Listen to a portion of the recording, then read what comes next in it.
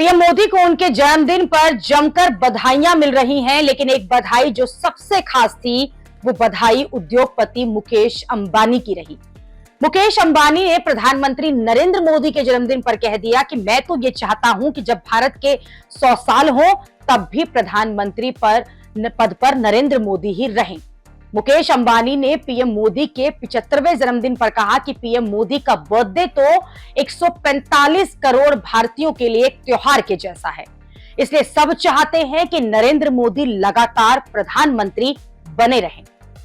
मुकेश अंबानी ने यह बात तब कही है जब कई लोग ये कह रहे हैं कि नरेंद्र मोदी और आरएसएस ने एक समय 75 साल के उम्र होने पर रिटायरमेंट का नियम बनाया था और इसी नियम के तहत आडवाणी, मुरली मनोहर जोशी जैसे नेताओं को इसी नियम के तहत साइडलाइन होने पर मजबूर कर दिया गया था और इसीलिए अब नरेंद्र मोदी को खुद इस नियम का पालन करना चाहिए और 75 साल अपने पूरे होने पर रिटायरमेंट ले लेनी चाहिए। लेकिन दूसरी तरफ बीजेपी ये कह रही है कि ऐसा कोई नियम, ऐसी कोई पॉलिसी बीजेपी की नहीं है। बीजेपी ने साफ कह दिया है कि उसके यहां कोई फिक्स रिटायरमेंट एज नहीं है। अमित शाह खुद कह चुके हैं कि नरेंद्र मोदी 2029 तक पीएम बने रहेंगे और बीजेपी के कई नेता तो यहां तक कह चुके हैं कि मोदी 2034 तक भी पीएम बने रहेंगे। लेकिन अब मुकेश अंबानी जैसे उद्योगपति ये कह रहे हैं कि नरेंद्र मोदी को 2047 तक पीएम बने रहना चाहिए। 2047 में पीएम मोदी की उम्र करीब 97 साल हो जाएगी और वो देश में सबसे ज्यादा कार्यकाल के पीएम रहने वाले नेता भी बन जाएंगे।